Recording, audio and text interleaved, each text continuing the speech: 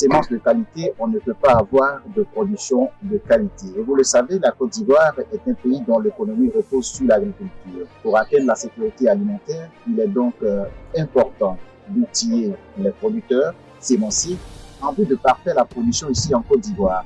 C'est dans ce contexte que le Centre national de recherche agronomique, le CNRA, est en train d'outiller 50 personnes composées de producteurs sémenciers ici à Dabo. Dans le reportage, vous verrez les grandes articulations de cette formation et les attentes des producteurs. Sont-ils satisfaits? Qu'est-ce qu'ils vont faire de cette formation? Vous verrez dans ce reportage. Mesdames et messieurs, bonjour.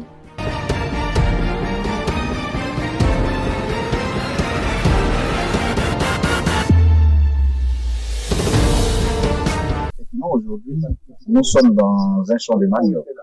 Vous avez choisi cette spéculation. Pourquoi avez-vous choisi cette spéculation? Alors, il faut dire que dans le cadre du projet de POSI, 3 spéculations sont visées. Il y a le maïs, il y a le riz, et puis il y a le manioc. Alors, donc, pour former les producteurs semenciers, il a fallu d'abord, avec l'appui de l'État et tous les partenaires de la chaîne de valeur du manioc, élaborer un guide. Et ça a été le premier point. Pour le manioc, deux guides ont été élaborés. Un guide de production de semences de base et de base, et l'autre guide de production de semences certifiées. Donc, c'est sur les itinéraires proposés dans ces guides-là, sur cette base-là, que nous sommes en train de renforcer les capacités des producteurs semenciers. L'État, désormais, ne veut plus que son agriculture se passe de façon informelle. Il faut aller vers l'organisation du secteur, et surtout la professionnalisation des semenciers, parce que la semence, c'est la base de tout. Alors, on dit que la semence, c'est au moins 50% du rendement dans une parcelle.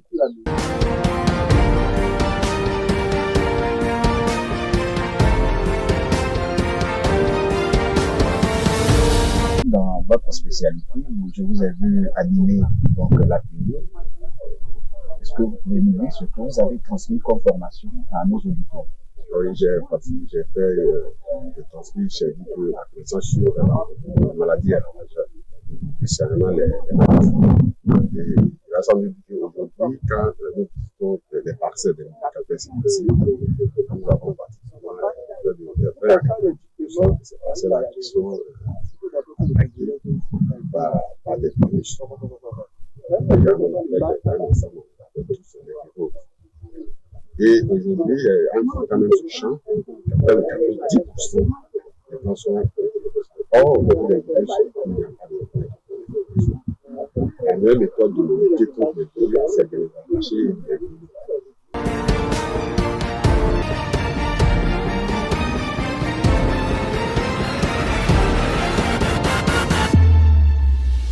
Vous avez animé une conférence dans l'atelier des producteurs sémenciers et vous êtes intervenu sur la traçabilité.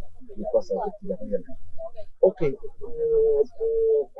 module que j'ai animé pour la formation des producteurs semenciers, j'ai parlé un peu des différents codes QR qui vont accompagner les variétés qui seront livrées aux différents producteurs semenciers. Et ces codes QR-là seront composés d'un identifiant unique qui appartient à un producteur. Chaque producteur a un identifiant unique et ces identifiants-là sont inclus dans un code QR. Le lieu de coupe de la bouture, le lieu de livraison, la localité où le producteur mettra sa parcelle en place, tout ça est compris dans le code QR. Pour mieux gérer un peu tout ce qui est comme incidence au niveau des maladies. Si un producteur a une variété accompagnée de code QR, voilà, et on constate une maladie chez un producteur de masse, on pourra suivre le code QR pour avoir accès et circonscrire la maladie. Et aussi éviter tout ce qui est comme mélange de variétés.